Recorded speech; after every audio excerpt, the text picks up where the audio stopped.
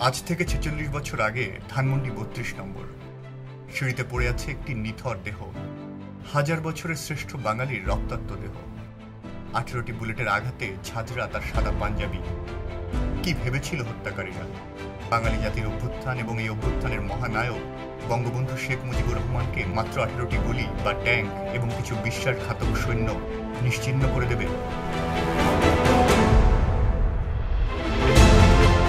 এই সিঁড়ির গোড়া থেকেই ৪.৫ বছর আগে ২৫শে মার্চ ১৯৭১-এ পাকিস্তানি বাহিনী গ্রেফতার করেছিল বঙ্গবন্ধুকে। Do you know that nobody can suppress 70 million people? There were 70 million people determined to achieve something, nobody can suppress it. তারা ভেবেছিল বঙ্গবন্ধুর দেহ কারাগারে বন্দী থাকলে কোটি বাঙালিকেও বেঁধে ফেলা যাবে শেকলে। তারা বুঝতে পারেনি, বোঝেনি বঙ্গবন্ধুর হত্যাকারীরাও। তারা ভেবেছিল শুধুমাত্র একটি হত্যাকাণ্ড দিয়ে বাঙালি জাতির অস্তিত্ব থেকে মুছে দেওয়া যাবে একটি জাতির আদর্শ। বাঙালি জাতির অধিকার আদায়ের লক্ষ্যে বঙ্গবন্ধুর প্রায় অর্ধেক জীবন কেটেছে জেল হাজতে। তিনি জেল খেটেছেন শোষণ নিষ্পেষণের বিরুদ্ধে লড়তে গিয়ে। সারাটা জীবন সোচ্চার ছিলেন ধর্মীয় সাম্প্রদায়িকতার বিরুদ্ধে।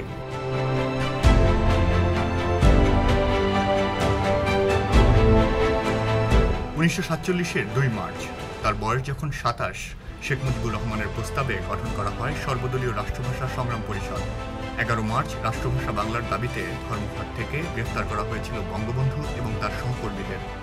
বাংলার ছাত্র সমাজ আন্দোলনে তাকে এবং তার সহযোদ্ধাদের মুক্ত করতে বাধ্য হয় পাকিস্তান সরকার। ১৯৪৯ সালের ১৯ এপ্রিল ঢাকা বিশ্ববিদ্যালয়ের ৪র্থ শ্রেণীর কর্মচারীদের পক্ষে মিছিল করতে গিয়ে গ্রেফতার হন বঙ্গবন্ধু। কারাগারে বন্দী অবস্থাতেই তিনি নবগঠিত পূর্ব পাকিস্তান মুসলিম লীগের সাধারণ সম্পাদক নির্বাচিত হন। ১৯৫৫ সালে আওয়ামী মুসলিম লীগের নাম পরিবর্তন করে আওয়ামী লীগে পরিবর্তনে তিনি ছিলেন অগ্রগামী। ৬৫-তে আপত্তিকর বক্তব্যের অজুহাত দিয়ে তাকে গ্রেফতার করা হয়। কিন্তু মুজিবের বাক রোধ করলেই যে তার চেতনা রোধ করা যাবে না, তা তখনও হয়তো বুঝতে পারেনি তৎকালীন পাকিস্তান সরকার।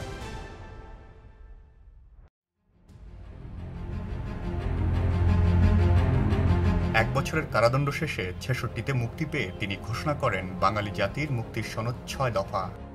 এরপর ৬৯-এর আগরতলা ষড়যন্ত্র মামলায় আবারও কারাবরণ করেন এই মহান নেতা। গণ আন্দোলনে তার মুক্তি, ৭০-এর নির্বাচনের ফলাফলের কথা আমরা সবাই জানি। আবার বাঙালির মুক্তির সংগ্রামের মহাকাব্য তিনি লিখেছিলেন ১৯৭১-এর ৭ই মার্চের ভাষণে। মনে রাখবা, রক্ত যখন দিয়েছি, রক্ত আরো দেব, এদেশের মানুষকে মুক্ত করে ছাড়বো ইনশাআল্লাহ। এবারে সংগ্রাম আমাদের মুক্তির সংগ্রাম, এবারে সংগ্রাম স্বাধীনতার সংগ্রাম। ২৫শে মার্চ ১৯৭১-এ পাকিস্তানি বাহিনী তাকে গ্রেফতার করলে থেমে যায়নি বাঙালির মুক্তির সংগ্রাম। তার আদর্শে, তার অনুপ্রেরণায় উদ্দীপ্ত হয়ে লাখো জনতা ঝাঁপিয়ে পড়েছিল অস্ত্রে সুসজ্জিত পাকিস্তানি বাহিনীর বিরুদ্ধে, ছিনিয়ে এনেছিল বিজয়।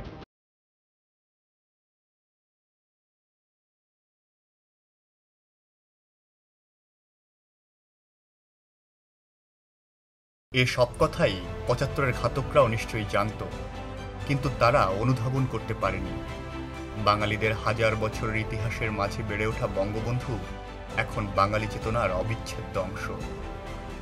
তাই যখন বঙ্গবন্ধু মৃত্যুর আগে জিজ্ঞেস করেছিলেন, তোমরা কি চাও, এর গভীরতা বোঝার, এর জবাব দেওয়ার সাহস তারা করেনি। ১৮টি বুলেট দিয়ে তারা ভেবেছিল বাঙালির আদর্শকে নির্মূল করে দেবে। কিন্তু স্বাধীন বাংলাদেশে অন্যায়ের বিরুদ্ধে প্রতিটি আন্দোলনে, শোষণের বিরুদ্ধে প্রতিটি শব্দে, নির্যাতনের বিরুদ্ধে প্রতিটি মিছিলে বাঙালি জাতির, বাংলাদেশের প্রকৃত মুক্তি সংগ্রাম থেকে বঙ্গবন্ধু শেখ মুজিবুর রহমানকে কিভাবে কেউ মুছে ফেলবে?